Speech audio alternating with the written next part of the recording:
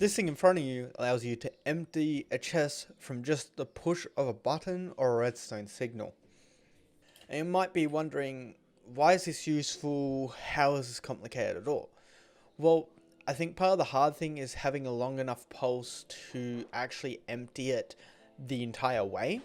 And what this means is no matter how much is in the chest, I really do mean as much as you can put in a chest, you can have it hooked up the hoppers. No matter how much is in there, it will empty it all.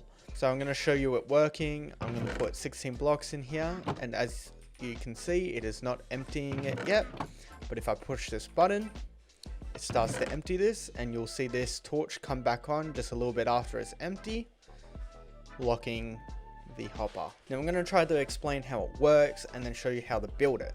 So this little thing here is a pulse extender, and what we do is we have a redstone repeater here as our input and a repeater that goes out of it, and then we invert the pulse extender that then goes into this.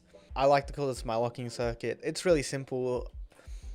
I'm just taking the output here, and this gives me whatever is coming from that comparator, but since it's inverted, I can actually keep it locked on this side.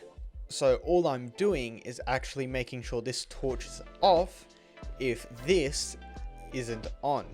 That way, when I put blocks in here, it doesn't immediately unlock these hoppers because it is still locked because this isn't on, as you can see, but there is a signal here.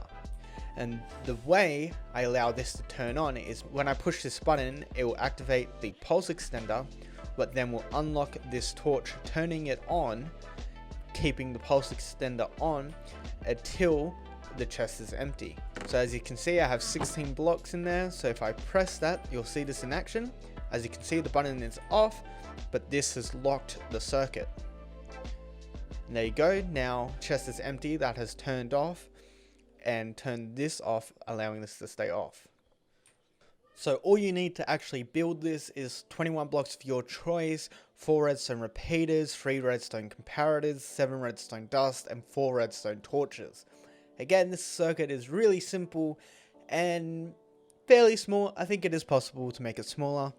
If I do, I'll probably make another video. But here you go. So as you can see, I already have a little chest and hopper set up. I'm assuming you're going to attach the circuit to something like this. So you want to actually come off by 2 blocks of the hopper that you want to unlock. So that should be the hopper below the chest you want to empty. From there, we're actually going to place a block like that, 2 blocks like that, block like that. Then we're going to put 2 redstone dust just like that, and then our redstone comparators just like that. So as you can see, that's what we're up to. Now we're going to come behind what we've made, and then we're going to place a redstone repeater going in and then one going out, and then we're actually going to place blocks like this again. Then we're going to go off the side of the redstone repeater that's going out of the pulse extender and place a redstone torch here, a block above that torch. Then you're going to place a block in front of that torch just like this, and then you're going to come across all the way over to the side of the chest near the hopper, and then you're going to place a block next to the hopper just like that, and then we're going to replace our redstone repeater there. Then we're going to place a block in front of that. We're going to break this corner block. We're going to place a torch there. We're going to place a block 3 blocks away from that redstone torch. So 1, 2, 3, and then right there, we're going to place a torch in front of that, going into the pulse extender, as you can see. And then we're actually going to put a repeater here and here. Then we're going to place a redstone dust here and 2 redstone dust here.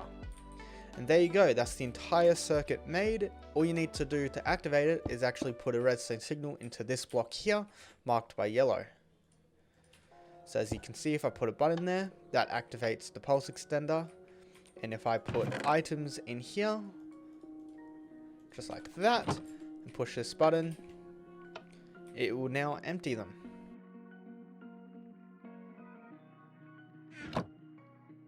And there you go. That's how simple it is. It's nice and small and compact. Just remember, I've tried to explain how it works so you can actually modify how it looks and change it to work better in your space. For example, in my redstone project, as you can see, it's bigger, it's messier, but that's because I actually have two of them interacting next to each other. And it's just built different because this works better for the way I need it to work. And remember, redstone isn't just a plain cut, it has to be that way. Best way to get better is to actually experiment. Sometimes bigger is better. Just because something's more compact doesn't mean it will help make everything compact. And that's a very helpful redstone tip for you, is just because something's more compact doesn't mean it'll make everything else more compact if you're including it. And that seems really dumb, but sometimes having redstone circuits that work right next to each other is great.